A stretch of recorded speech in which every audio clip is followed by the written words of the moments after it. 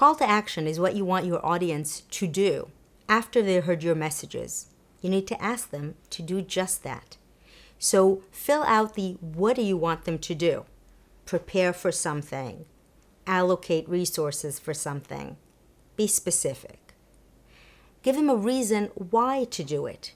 In order to. If you want to. And complete the sentence. It could be saving money, saving time, increasing revenues. And finally, when do you want them to do it? Is it next week? Next month? Before the next cycle?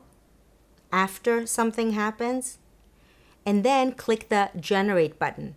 That's your one sentence call to action, exactly the way you would say it to the audience.